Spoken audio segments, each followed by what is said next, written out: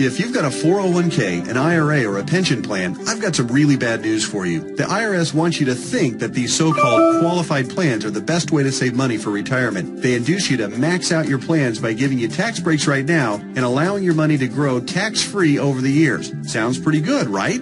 Wrong. The fact is that putting money in your 401k or IRA is almost the worst thing you could do for your retirement, because you're going to be taxed out of your gourd when you finally retire and need the money the most. Then, when you die, guess what? The IRS will hit you with a double whammy. They'll tax your estate when you die, then they'll tax whatever is left again when it is inherited by your heirs. And on top of the tax problems, you'll also have to deal with market volatility that can kill your portfolio.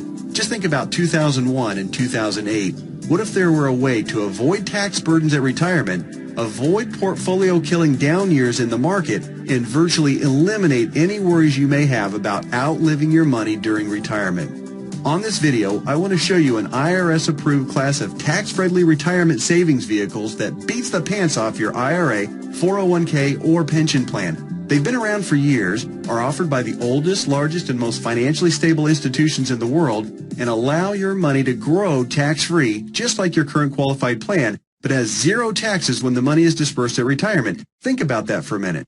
Zero taxes on your estate when you die, and zero taxes when the money is transferred to your heirs at death. Listen to that one more time. Zero taxes as your money grows, zero taxes when the money is distributed, and zero on your estate when you die, and zero taxes on the money inherited by your family. Zero. And here's the best part. Unlike your qualified plan, there is no risk that you will lose principal on the investment during a down market. If the market tanks like it did in 2008, your worst-case scenario is no gain, but no loss either. What I'm talking about is a retirement savings vehicle that will help make sure you don't outlive your money during retirement. Are you intrigued? Well, you should be. I want to take a few minutes right now to share with you an important message about the best retirement savings vehicle you've never heard of. Let's start by talking about the IRS. They desperately want you to think that an IRA is the best way to grow your money for retirement. You know what? It's not even close. I'm talking about what the IRS calls qualified plans, IRAs, 401ks, pension plans, and so forth. Compared to traditional brokerage accounts where you'd normally buy stocks, bonds, and mutual funds, these qualified plans have some really good tax advantages. First, you can invest in a qualified plan with before tax dollars. Number two, you don't have to pay taxes on these gains every year like you do on regular stocks and mutual funds, so your money grows tax deferred. It's not taxed until you take the money out when you finally retire. That means you have more money working for you during those years leading up to retirement. Sounds pretty good, right? Well, yeah. Compared to a regular brokerage account, sure. But that's like saying a bicycle is the best mode of transportation going. Of course, a bike beats the heck out of walking, especially if you're trying to travel outside of your immediate neighborhood. But what if you're trying to travel across town or clear across the country? You might want to try a car. And what if you're trying to get overseas? Walking's out of the question. And that bicycle is pretty much worthless. You'd be much better off in a jet plane. So just to make sure you're following my analogy, a regular brokerage account is like walking, lots of tax problems. A qualified plan is like a bicycle or maybe even a beat-up old car. Better than walking, but not super helpful on extra long trips like, say, retirement. What I'm going to show you on this video is like having your very own top-of-the-line private jet, fully fueled and ready to go with your own personal pilot. Yeah, it's that much better. The key to really maximizing your retirement savings is to understand the difference between tax-deferred and tax-free. Under the IRS qualified plans that you probably have right now, your money is growing tax-deferred, which inherently means that it will be taxed at some point in the future. Guess when that point is? That's right, when you retire and need the money the most. You probably won't be working, tax rates will probably even be higher than they are now, and you won't have any IRS-friendly deductions for kids or mortgage interest if your house is paid off, which means that you'll be paying a huge percentage of what you take out to the IRS in taxes, which, of course, reduces the amount that you have to spend for living expenses and lifestyle. Here's another way to look at it. Uncle Sam is counting on you to pay more than your fair share of taxes when you retire. Think of how brilliant that is. Let's encourage people to contribute money by giving them a tax break now, then let that money grow tax deferred so we can get an even bigger chunk of taxes from them later. Hey, I'm all for paying my fair share of taxes, but I tell you what, giving the IRS a bare minimum of $33,000 for every $100,000 I withdraw from my qualified plan of retirement, just plain ridiculous. Look, you've paid taxes and you'll continue to pay taxes for your entire working career. Let's keep the government's hands out of our wallets at retirement, okay? For the record, that $33,000 out of every $100,000 you withdraw isn't a worst-case scenario either. You realize that, don't you? With the probability that tax rates will rise, it's probably actually a best-case scenario. Any right-thinking person can see that the tax rate of 40 or 50% isn't out of the question 15 or 20 years down the road. So, let's talk about this so-called jet plane of retirement savings vehicles. You know, the one that beats the pants off a regular brokerage account or qualified plan. Before I tell you exactly what it is, let me show you some of the major advantages it holds. First, tax-free accumulation. Just like a qualified plan and way better than a brokerage account, your money grows year after year without having to pay taxes on the annual gains. Compound interest can then work its magic, which allows your money to grow bigger and faster. We don't need to have a discussion about compound interest, do we? If you're not familiar, just go to Google and type "the greatest miracle of growing money ever known to mankind" and find out about the greatness of compound interest. Second, tax-free distribution. Here's where your current qualified plan starts to look really bad. When you hop on board the jet plane of retirement savings vehicles, your money not only grows tax-free, but you can also actually distribute the money at retirement tax-free. That means that on the same $100,000 distribution I just talked about, you keep all of it, regardless of the then current tax rate. 30% tax rate? You won't care. You'll pay no taxes. 40 or 50% tax rate? Let everyone else worry about that. Your retirement savings can be used tax-free. $100,000 means $100,000 to spend, not $67,000 or less. Which do you prefer? Third, tax-free transfer. With a qualified plan or with a regular brokerage account, your money will likely be taxed twice when you pass away. Once on the amount left in the account when you die, and then again when your heirs receive the leftovers as income. Great for the IRS, horrible for your estate. The jet plane of retirement savings vehicle lands smoothly here, too. Transfer tax laws are, however, fairly complicated, and there's some exceptions and some limitations. So ask the qualified advisor who gave you this video to discuss your situation with you. Fourth, no risk of loss of principal. Remember when the stock market lost over half its value in less than 18 months starting in October 2007? Of course you do, because your portfolio probably lost half its value or more during that same time too. Did you start having nightmares about being 82 years old and still working part-time at Walmart just to keep food on the table? Your qualified plan has no way to protect you from that kind of market volatility and downside losses. Ouch! Not true with the jet plane of retirement savings vehicles. The principal in the account never loses altitude. When structured properly, there's no chance it will lose any principal. Not a dime. Not a penny. Nothing. If you'd been on board with this in October 2007, your portfolio would probably look a whole lot prettier right now. I'll explain why and how in just a minute. Fifth, dramatically reduce the chance of outliving your money during retirement. Survey after survey show that baby boomers' number one fear about retirement is outliving their money. And hey, you know what? That's a perfectly reasonable fear if you ask me. If you have $1 million saved and you retire at age 65, that's pretty good if you only plan on living until you're, say, 70 or 75, and if you don't have any significant medical issues. But how do you stretch $1 million, or whatever amount you end up having saved by the time you retire, for 15 or 20 or 30 years, especially given the increasing cost of living and the likelihood of needing specialized care if you do end up living into your late 80s or 90s? Not to worry if you ride the jet plane of retirement savings vehicles. When structured and funded properly, it'll keep on paying and paying and paying all through your 70s, 80s, 90s, and even beyond that if you're lucky enough to hit 100. Hey, you're more likely to hit 100 if you're not stressed out over money. Time to get on board. Okay.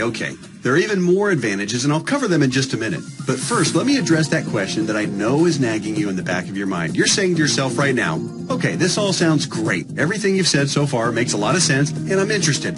But hey, pal, what's the catch? We all know that anything that sounds too good to be true probably isn't. Hey, I hear you. Between Enron, Bernie Madoff, and the great stock market meltdowns of the 2000s, a healthy dose of cynicism, skepticism, or both is not only understandable, it's just plain smart. I'll tell you what the catch is, and trust me, it's more like 6 seconds of turbulence on your 6-hour flight to Hawaii on your personal jet plane then a catch. But first, a quick reality check. Just because you've never heard of this before doesn't mean that it doesn't exist, doesn't mean that hundreds of thousands of people aren't already using it, and doesn't mean that all of the advantages that I've talked about aren't absolutely real and sitting there just waiting for you. So, here's the 6 seconds of turbulence catch. Per IRS rules, you have to fund the plan I'm telling you about with after-tax dollars. In other words, you can't deduct the amount you contribute off your current year's taxes like you can with a qualified plan. That means that if you were to contribute $6,000 this year in an IRA versus this retirement savings vehicle, you'd in reality pay an extra $2,000 in taxes this year, assuming a 33% tax bracket. If you're in a lower tax bracket, naturally, your tax savings would be less. That sounds like a drawback, right? Well, actually, no. To understand why funding with after-tax dollars instead of before-tax dollars like you would with a qualified plan is not a drawback, you just need to understand the alternatives. Answer this philosophical question. If you were a farmer, would you rather pay taxes on the small sack of seeds when you purchase them in the spring, or would you rather pay taxes on your entire harvest when you sell it in the fall? Well, do the math. If a farmer bought $1,000 worth of seeds and was taxed at 8%, he'd pay $80. But if the farmer planted those seeds and paid the same 8% of taxes on a $50,000 harvest, he'd pay $4,000 in taxes. 80 versus 4,000. That's a 50 times increase in taxes paid. The same rationale applies to your retirement savings. In fact, the amount of money you save on upfront taxes with a qualified plan, remember, you'd save $2,000 in taxes by making a $6,000 contribution into a qualified plan, okay? Will almost certainly be dwarfed by the taxes you pay at retirement, to the tune of about 10 times at least. Here's why. If your $6,000 grows to $100,000 over the course of the next 30 years, remember the magic of compound interest. This is very reasonable. You'll pay at least $33,000 in taxes on the harvest. We already talked about this earlier. That's $33,000 straight to the IRS right when you'll be needing it the most. Would you rather pay $2,000 in taxes right now or $33,000 at least in taxes later? It's as simple as seeds and harvest. I've said it once and I'll say it again. No wonder Uncle Sam loves qualified plans so much. It's his way of protecting his financial future. Okay.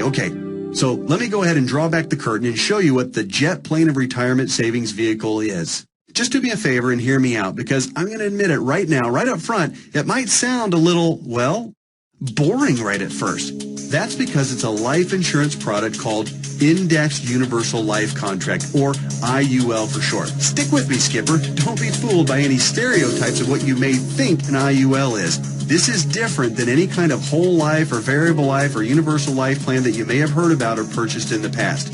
The fact is, IUL is a lot more about savings than it is about life insurance, although it does do a nice job of providing that too. Hopefully the tax advantages and principal protection advantages I've told you about are clear enough and big enough to keep you interested. But you also need to know that the IUL, when structured and funded properly, beats the pants off of any other kind of retirement savings plan in every comparison category that matters, including growth potential, risk avoidance, liquidity of funds, flexibility of contributions, flexibility of distributions, longevity of distributions, and fees. Everything. Listen, insurance companies, by law and by track record, are extraordinarily conservative. Yeah, I know that AIG tanked it, and you might be thinking that all insurance companies are going bust. Nothing could be farther from the truth. Life insurance companies that offer IULs, as a rule, have massive cash reserves. One company, as an example, had operating revenues in 2008, the worst year of the recession, of $14 billion. Earnings of $1.3 billion, and cash reserves at the end of the year of $12.8 billion. There's a reason people think of life insurance companies as old, stodgy, conservative curmudgeons, because they are. Their stodgy curmudgeonness is also part of the reason you've never heard of an IUL before. Life insurance companies thrive with things like risk management, actuarial tables, and other boring life insurance stuff. But they don't know jack when it comes to communications. Go online right now and read their brochures. It's like reading hieroglyphics. Boring, painful, obtuse, hard to understand, and that's just the table of contents. But that doesn't mean that this product, Indexed Universal Life, is anything less than magnificent for creating wealth. The IUL, Indexed Universal Life, gets its name because it's indexed to the S&P 500, which simply means that it mirrors the growth of the S&P 500, which, for your information, has returned over 9% per year on average for the last 27 years, even with all the crummy years in the 1980s, right after 9/11, and 2007 and 8. Remember that? But here's the best part, and what makes an IUL so darn attractive as a retirement savings vehicle. The reason IUL accounts, when structured properly, won't lose principal is because the lowest return guaranteed by the contract is 0%. Or in technical speak, they have a floor return of 0%. They can't lose money. If the stock market tanks for the year, your IUL contract doesn't take a big hit. It just stays even right where it is. Stated differently, an IUL locks in the gains during up years, but it doesn't participate in the down years. Take that, IRA. You can't even come close to competing with that. Everyone knows that portfolio losses are killers because you have to double up just to get back to even. You eliminate that risk with the IUL since your floor is 0% annual growth. No loss of principal. Compare that to the devastating 37.2% loss of the S&P 500 in 2008. If you were indexing your IRA against the S&P 500 and therefore did not have the 0% floor like you would with an IUL contract, if you had a $1 million portfolio on January 1st of 2008, you would have ended the year with just $628,000. Ouch! Even with the big bounce back year of 2009, where the S&P returned 23.6%, the $628,000 you had left after getting killed in 2008 would have only grown to about $775,000. Still deep in the hole. Not with an IUL. Now that brings us to the other catch of the IUL. It does offer the peace of mind of the principal protecting 0% floor, but it does also cap the gains on the upside. That means when the market has a huge growth year, your investment will be capped at somewhere in the 12 to 15% range, depending on the carrier and the contract. Don't bail out on me now. Trust me, this is not a big issue. In fact, quite the opposite. We're talking about 6 more seconds of turbulence on your 6-hour smooth plane ride to Hawaii. Here's why. Realize that huge gain years almost always follow what? That's right, huge loss years. 2003, for instance, was great, 26.3% gain in the S&P 500. But it followed 3 consecutive years, 2000, 2001, and 2002, of negative returns, 12.2, 13.4, and 24.1% respectively, negative all 3 years. Let's run those numbers. If you had $1 million in your IRA on January 1st, 2000, it would have fallen to approximately $878,000 at the end of the first year, then continued to fall to just over $760,000 at the end of 2001, and then plummeted to a measly $577,000 at the end of 2002. That same $1 million in a loss-protected IUL would have retained its worth at $1 million at the end of 2000, even though the market was down, remember? Still been worth $1 million at the end of 2001, and guess what? Still worth $1 million after 2002, even though the market got slaughtered. That's 3 consecutive down years and $423,000 in avoided losses.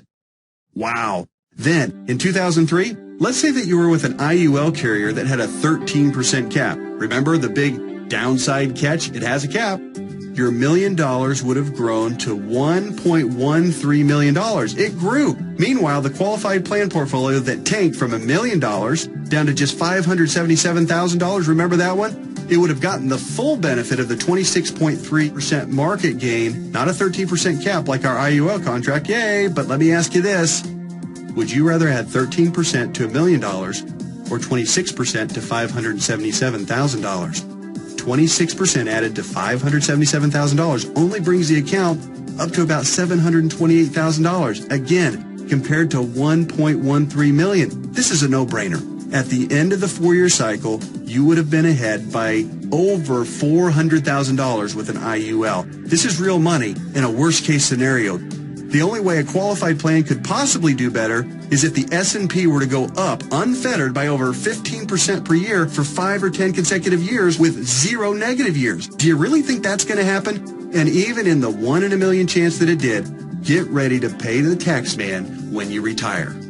I know these numbers can start to be a bit mind-numbing, but they're so critical for you to understand so you can see how to avoid getting crushed financially when you retire. don't be afraid to rewind the video and watch that last section or the entire video again.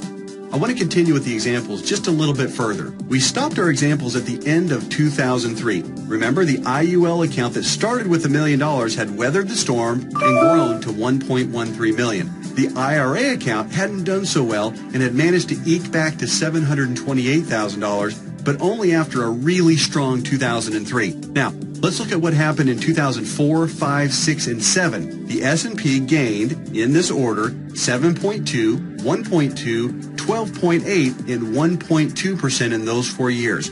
Your IUL account, since it's indexed to the S&P 500, and since all of the gains were between the 0% floor, remember that, and the 13% cap, your IUL would have taken all of those same gains, 7.2, 1.2, 12.8, and 1.2%. That would take your $1.13 million account right to around $1.4 million by the end of 2007. Pretty good, right? Then, when the S&P got shellacked to the tune of 37% loss in 2008, since the lowest return your IUL account can get is 0%, guess what? The IUL account would have held steady at $1.4 million. No loss. Nice, isn't it?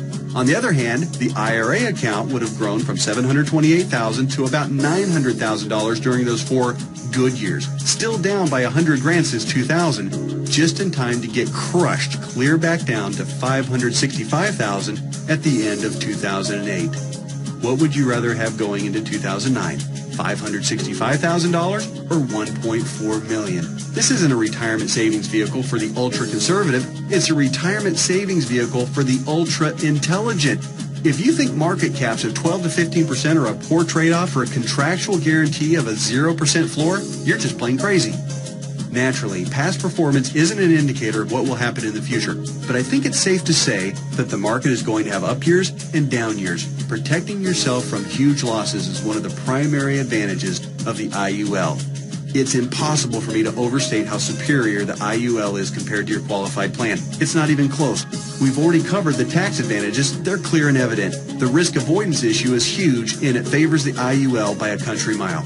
But also remember, indexed universal life is also, life insurance. Here's what that means. If you die the day after you fund an IUL policy or any time thereafter, your heirs will receive a death benefit tax-free. The amount of the benefit depends on the size and structure of your policy, but think about your qualified plan and brokerage accounts for just a minute. How much do they pay in death benefits if you were to die early? Oh yeah, none, because they're not insurance. Are you starting to see what I mean by the best retirement vehicle you've never heard of? Hey, that reminds me. Let's talk a little bit more about why you've probably never heard of an IUL before. I already told you that one of the main reasons was that stodgy old insurance companies have horrific communication skills. But there's actually a bigger reason, which is financial advisors almost never talk about IUL. Why is that? Simple math. Only licensed insurance agents can legally sell you an IUL, and most licensed money managers and brokers are not licensed to sell insurance. In other words, the guy who sells you your IRA can't, by law, sell you an indexed universal life policy. And if he can't sell it, he can't make any money on it. End of story. Your financial planner's motivation is to get you signed up for an IRA or 401k and then make money on you for life as your investment grows. They don't care about your future tax burden. Why should they? Seriously, call your investment advisor on the phone right now and ask about an IUL. Chances are 99% he or she has never even heard of it. And if they have zero working knowledge of how or why it works. How would they know? They don't know insurance products. They like to think they have a corner on the market of helping people save enough money to retire, but they don't. They're selling skateboards, bicycles, or roller skates and pretending like the big, shiny private jet doesn't even exist. The fact is, the IUL is the best possible wealth accumulation vehicle for your retirement. For most people and in most situations, it simply cannot be beat for tax advantages, safety, growth potential, liquidity, and flexibility. All right, just one more quick topic, and then we'll let your licensed insurance professional take over and discuss all the fine point details as they relate to your specific situation. And that topic is the logistics of how the IUL works. It works like a life insurance policy in the sense that you make monthly or annual contributions into your account. You will work with your advisor to determine what the optimal amount is for your situation. It'll vary depending on how many years you have left until retirement, your financial goals for retirement, and your current financial ability. The money you contribute to an IUL, like we've discussed at length, will continue to grow tax-free. Unlike a qualified plan account, you may have access to your money at any time you want or need it without a penalty before or after you retire. That's what's called flexibility. When you do pass away, the balance of the account will be passed to your heirs tax-free, just like with any other life insurance policy. The IUL really does offer the absolute best of all possible scenarios. It's tax-friendly, it's safer than safe, and it gives you flexible access to your money. The next step is yours. You simply need to meet with a licensed insurance professional who gave you this video and discuss your particular situation. He or she will answer all of your questions, I'm sure you have several, and discuss all of your options. You may want to consider watching this video again, this time with a pen and paper handy to jot down any notes or questions you may have. Like anything else worthwhile, there are plenty of details to be covered, and there's a bit of a learning curve. But whatever you do, don't do nothing. There's too much at stake. Don't fall prey to what I call the law of diminishing intent. You know what I mean. You intend to make the call and learn more, but you get overwhelmed with 1,000 little urgencies of life, and you look up and a few months or even a few years have passed and you haven't done anything. So take one action right now. Set an appointment to meet with the insurance professional who gave you this video. That's it. Do that one thing right now and take a closer look at the jet plane of retirement savings vehicle, Indexed Universal Life. You'll be glad you did.